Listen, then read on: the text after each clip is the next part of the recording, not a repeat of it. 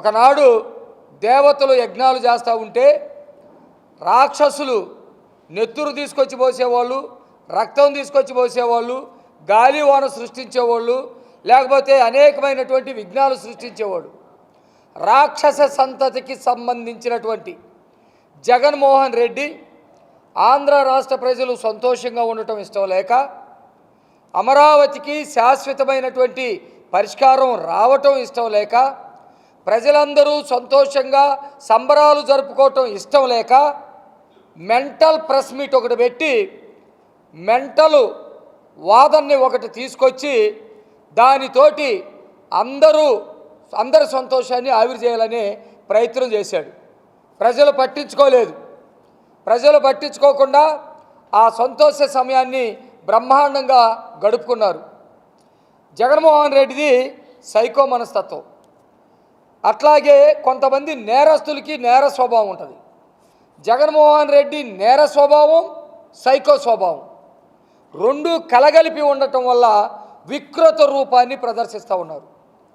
గతంలో మనకి పురాణాల్లో కనుక చూస్తే అసురులు, రాక్షసులు ఎట్లా ఉండేవాళ్ళంటే సినిమాలో చూసాం. కొమ్ములు ఉంటాయి, నోటికి కూరలు ఉంటాయి, బాణ పొట్ట ఉంటుంది, వికారంగా ఉంటారు, చేతిలో ఒక పెద్ద తలవారు ఉంటుంది, నరకటానికి తరివి తరివి నరుకుతూ ఉంటారు. రాక్షసుల రూపం మార్చుకున్నారు.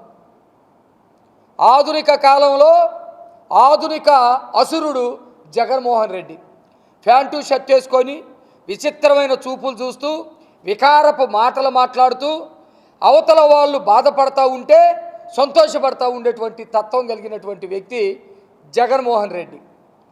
ఒక పక్క పార్లమెంట్లో చర్చ జరుగుతూ ఉంది. దేశ ప్రజలందరూ కూడా దీనివైపు చూస్తూ ఉన్నారు.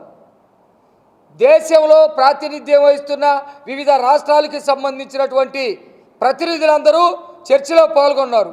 అందరూ కూడా మద్దతు ఇస్తూ ఉన్నారు. ఒక ఆనంద సమయం. రాష్ట్రంలో ఉన్నటువంటి వాళ్ళందరూ ఆనందంగా ఉన్నారు. ఈ సమయంలో ప్రెస్ మీట్ పెట్టి పిచ్చి కోతలు, మెంటల్ కోతలు కోస్తూ ఉన్నాడు. సైకో మనస్తత్వం, క్రైమ్ అండ్ సైకో, ఈ రెండుని ఎందుకు అంటున్నానంటే, ఒక సైకో కత్తి తీసుకొని ఏం చేస్తాడంటే ముందు ఎదుటోళ్ళని కొట్టబోతాడు, తర్వాత పక్కనోళ్ళని కర్రవబోతాడు, లేకపోతే విచిత్రమైనటువంటి చేష్టలన్నీ చేస్తాడు. చివరికి అటెన్షన్ని తప్పించుకోవటం కోసం తనకు తాను బ్లేడ్ తీసుకొని గొంతు కోసుకుంటాడు, తనకు తాను బ్లేడ్ తీసుకొని చేతులు కోసుకుంటాడు. సైకో. ఎందుకంటే అవతల వాళ్ళ యొక్క అటెన్షన్ కొట్టినా తిట్టినా ఇంకొకటి చేసినా మారినప్పుడు తనకు తానే శిక్షించుకుంటాడు.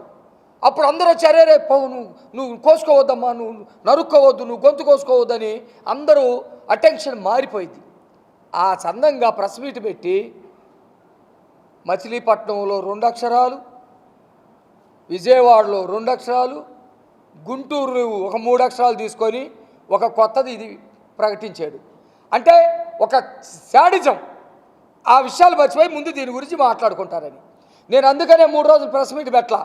మా కార్యక్రమాలు దీపాలు వెలిగించే కార్యక్రమాలు, రైతులతో మాట్లాడే కార్యక్రమాలు, టపాసులు పేల్చుకునే కార్యక్రమాలు, రాష్ట్రం అంతా ఆనందోత్సాహాల్లో ఉంటే వాటిల్లో పాలు పంచుకునే కార్యక్రమాలు పెట్టుకొని ఆ మెంటల్ గాడికి ఇప్పుడు సమాధానం చెప్పాలని ప్రెస్ మీట్ పెట్టాయి ఈరోజు.